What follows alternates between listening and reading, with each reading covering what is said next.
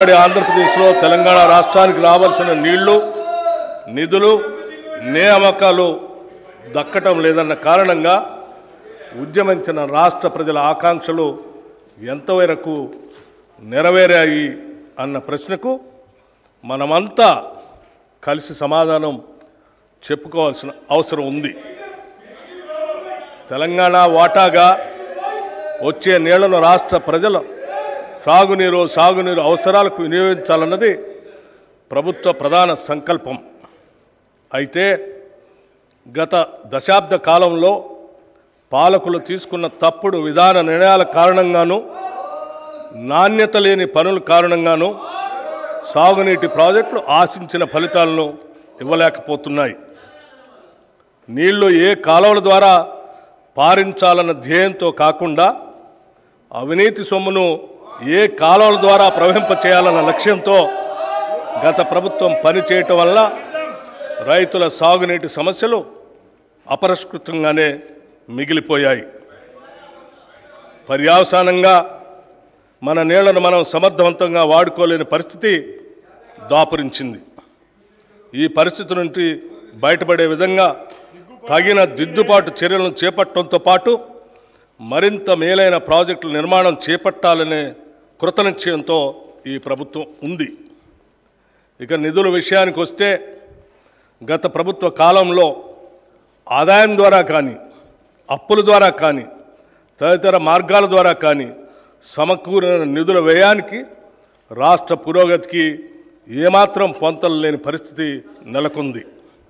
ఓ పక్క అప్పులు పెరగడంతో పాటు వేరొక పక్క బిల్లుల బకాయిలు భారీగా పెరిగిపోవటం వల్ల రాష్ట్ర ఆర్థిక పరిస్థితి ప్రమాద స్థాయికి చేరుకుంది.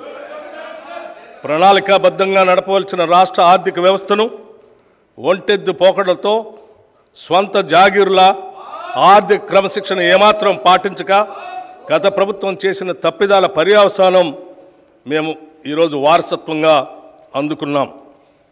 రాష్ట్ర విభజన నాటికి ఎంతో సమృద్ధిగా ఆర్థికంగా పరిపుష్టిగా ఉన్న రాష్ట్రం నేడు అప్పుల కుప్పగా మారటం విచారకరం. కనీసం రాష్ట్ర ప్రభుత్వ ఉద్యోగుల వేతనాల చెల్లింపులకు పెన్షన్ చెల్లింపులకు కటకటలాడి సరైన కాలంలో చెల్లించకపోవటం వారి ఆర్థిక క్రమశిక్షణ రాహిత్యానికి ప్రజా సంక్షేమంపై నిర్లక్ష్యానికి మచ్చుతునక మాత్రమే. ఇటువంటి నిర్లక్ష్య వైఖరి వలన అటు ఉద్యోగులు పెన్షనర్లు మాత్రమే కాక సామాన్య ప్రజలు ప్రభుత్వ పథకాలపై ఆధారపడిన అభాగ్యులు పేద ప్రజలు చెప్పుకోలేని కష్టాలు పడ్డారు. మా ప్రభుత్వం ఏర్పడే నాటికి కుంటుపడిన ఆర్థిక వ్యవస్థను గాడిలో పెట్టడం మేము ఎదుర్కొన్న పెను సవాలు. తలకు మించిన రుణభారం ఉన్నప్పటికీ దోబరా ఖర్చులు కట్టడి చేసి ఆర్థిక క్రమశిక్షణతో పాలన ప్రారంభించాం. తద్వారా ఉద్యోగులకు పెన్షన్దారులకు సకాలంలో జీతాలు చెల్లించడానికి వెసులుబాటు కలిగింది.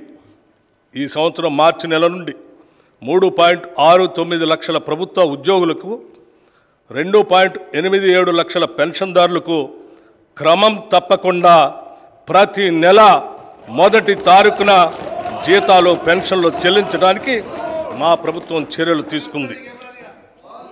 డిసెంబర్ 2023లో మా ప్రభుత్వం రాష్ట్ర ఆర్థిక స్థితిపై శ్వేతపత్రం విడుదల చేసే నాటికి 6,71,757 కోట్ల రూపాయల అప్పులు ఉన్నట్లు తేలింది.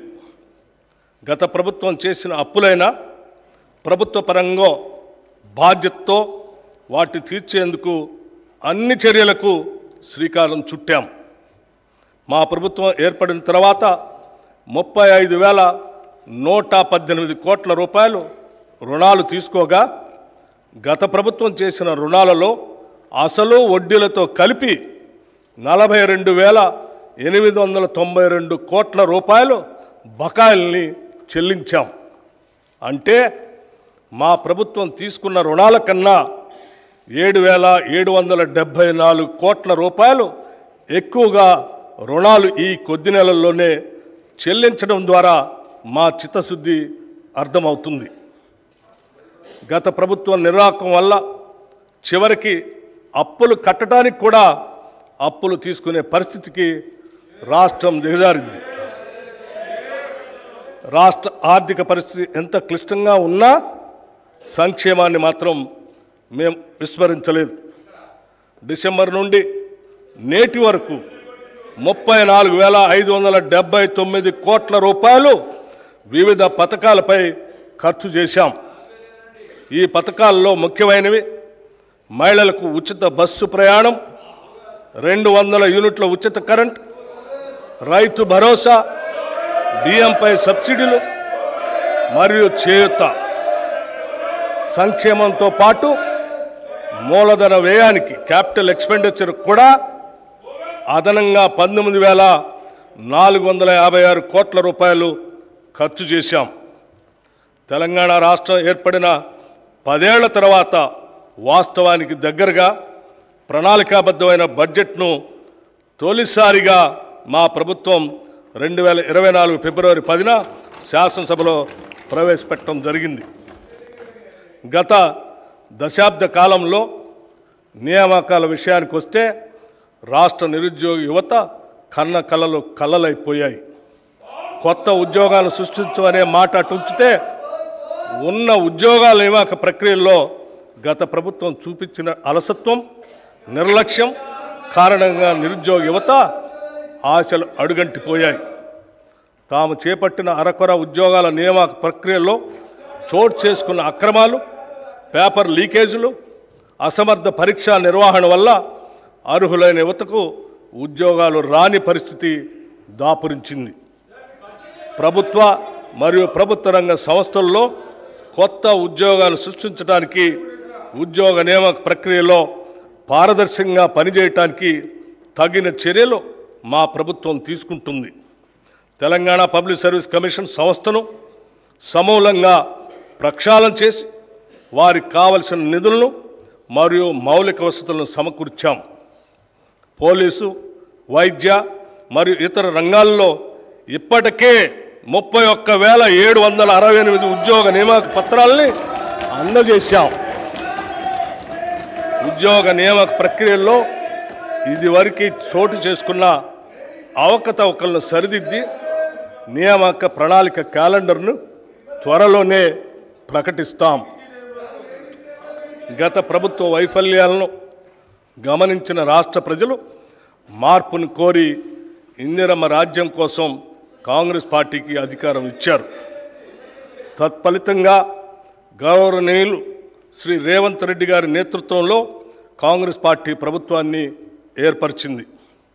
ప్రజల ఆకాంక్షలతో కాంగ్రెస్ పార్టీ ఆశయాలను సమన్వయపరిచి ఎన్నికల ముందు మేము ఇచ్చిన హామీలను, అభివృద్ధి కార్యక్రమాలను అమలుపరచాలనే దృఢదీక్షతో ప్రభుత్వాన్ని ఏర్పాటు చేశాం.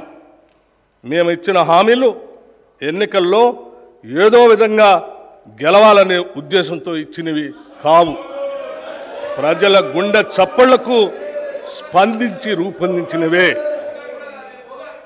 మరొక్కసారి చెప్తా ఉన్నాను మీకు, ప్రజల గుండె చప్పళ్లకు స్పందించి రూపొందించినవే. మా హామీలు అలివి కానివని ప్రతిపక్షాలు పదే పదే విమర్శలు చేస్తుండటం గమనార్హం. సంకల్ప బలం, చిత్తశుద్ధి, సమర్థత, నిజాయితీ పునాదులుగా నిర్మితమైనటువంటి మా ప్రభుత్వానికి అలివి కానివి లేవని నిరూపించాం. ఇందుకు తొలిమెట్టుగా రాష్ట్ర మహిళలందరికీ ఇప్పటికే మహాలక్ష్మి పథకం కింద ఉచిత ఆర్టీసీ బస్సు ప్రయాణం కల్పించాం. ఆరోగ్యశ్రీ పథకం కింద అర్హులైన వారందరికీ వైద్య ఖర్చుల నిమిత్తం 5 లక్షల రూపాయలు